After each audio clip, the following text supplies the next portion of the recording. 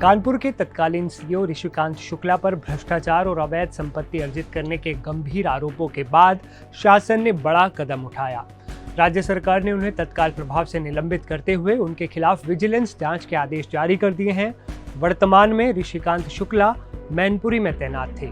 इस मामले का खुलासा तब हुआ जब शिकायतकर्ता सौरभ भदौरिया ने शासन को दी गई अपनी शिकायत में यह आरोप लगाया था कि ऋषिकांत शुक्ला ने अपने कार्यकाल के दौरान, विशेषकर कानपुर में जब वो तैनात थे, उस वक्त उन्होंने करोड़ों रुपए की संपत्ति इकट्ठा की। प्रारंभिक जांच में करीब 100 करोड़ रुपए से ज्यादा की संपत्ति का पता चला है। हालांकि एक अनुमान के मुताबिक उनकी कुल संपत्ति 200 से 300 करोड़ रुपए के बीच बताई जा रही है। इस खबर ने यूपी पुलिस में हड़कंप सा मचा दिया है। कानपुर पुलिस कमिश्नर की रिपोर्ट के मुताबिक एसआईटी ने अपनी प्रारंभिक जांच में पाया कि शुक्ला ने 1998 से 2009 के बीच दरोगा के रूप में कार्य करते हुए बेहिसाब संपत्ति अर्जित की। एसआईटी के अनुसार उन्होंने अपनी घोषित आय से कई गुना ज्यादा, करीब 100 करोड़ रुपए की अघोषित संपत्ति अपने परिवार, रिश्तेदार, साझेदारों और करीबी लोगों के नाम पर खड़ी कर ली। दस्तावेजों के मुताबिक ऋषिकांत शुक्ला 1998 से 2006 तक और फिर दिसंबर 2006 से 2009 तक, यानी लगभग 10 सालों से भी ज्यादा समय तक कानपुर नगर में ही तैनात रहे। इसी दौरान उनकी नजदीकी अखिलेश दुबे नाम के एक व्यक्ति से बढ़ गई। अखिलेश दुबे शहर में जमीन कब्जाने और जबरन वसूली जैसे मामलों में लिप्त बताया जाता है। सर, ऋषिकांत शुक्ला वाले मामले में क्या पूरी जानकारी है? कल शासन का एक आदेश हम लोग को प्राप्त हुआ है, जिसमें ये जानकारी दी गई है कि जो हमारे पूर्व सीपी थे, उनके रिकमेंडेशन पर ऋषिकांत शुक्ला जो यहाँ पे कई पदों पर नियुक्त रहे हैं, उनके खिलाफ विजिलेंस की जांच शुरू कर दी गई है। बाद में ये भी पता चला कि उनका निलंबन कर दिया गया है।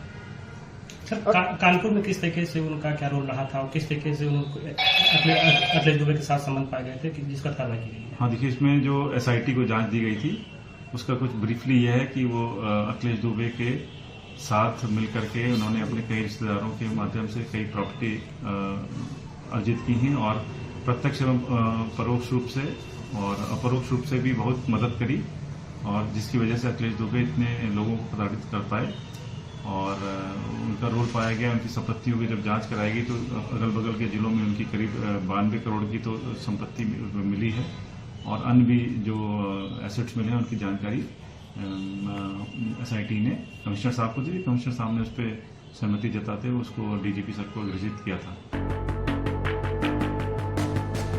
जॉइंट सीपी आशुतोष कुमार ने ये जानकारी दी है कि ऋषिकांत शुक्ला जो कानपुर में कई पदों पर तैनात रहे, उन्हें निलंबित करते हुए उनके खिलाफ विजिलेंस जांच प्रारंभ कर दी गई है। एसआईटी जांच में खुलासा हुआ है कि शुक्ला ने अखिलेश दुबे के साथ मिलकर अपने रिश्तेदारों के नाम पर कई संपत्तियां खरीदी और इस प्रक्रिया में दुबे को प्रत्यक्ष और अप्रत्यक्ष रूप से सहायता दी। इसी कारण दुबे ने इन प्रभावों का इस्तेमाल करते हुए कई लोगों से धोखाधड़ी की और वसूली की घटनाएं को अंजाम दिया। जांच में यह भी सामने आया कि ऋषिकांत शुक्ला की कानपुर और आसपास के जिलों में लगभग 92 करोड़ रुपए की संपत्ति है। जी हाँ, 92 करोड़ रुपए। इसके अलावा उनकी बेनामी संपत्तियां गोवा, पंजाब, चंडीगढ़ और अन्य राज्यों में भी फैली हुई बताई जा रही हैं।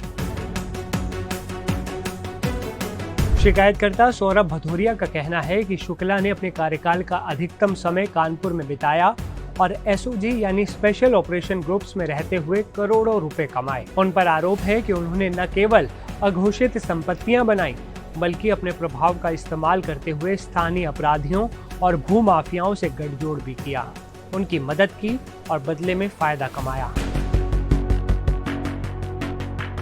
वहीं पुलिस कमिश्नर की रिपोर्ट में बताया गया कि अखिलेश दुबे ने कानपुर में एक संगठित गिरोह तैयार किया था जो फर्जी मुकदमे दर्ज कराने, जबरन वसूली करने और जमीनों पर कब्जा जमाने जैसी गतिविधियों में शामिल था।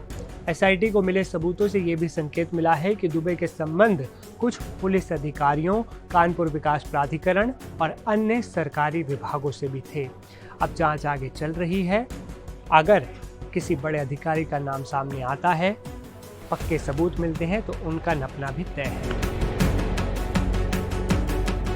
विजिलेंस टीम अब ऋषिकांत शुक्ला की संपत्तियों की जांच कर रही है, जिनमें अचल संपत्ति, निवेश, बैंक खातों और बेनामी लेन देन की जानकारी जुटाई जा रही है। अब सबकी निगाहें विजिलेंस जांच की अगली रिपोर्ट पर टिकी हैं, जो ये तय करेगी कि कानपुर के इस दरोगा से सीईओ बने अफसर के खिलाफ आगे क्या कानूनी कदम उठाया जाएगा और इसके साथ कौन कौन से बड़े अधिकारी शामिल थे।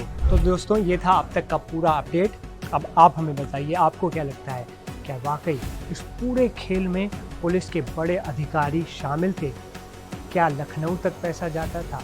अपनी राय आप हमें कमेंट में बता सकते हैं। इस वीडियो में फिलहाल इतना ही, लेकिन इस खबर पर हमारी नज़र लगातार बनी हुई है, इसलिए एनडीटीवी इंडिया के चैनल को सब्सक्राइब करना मत भूलिए।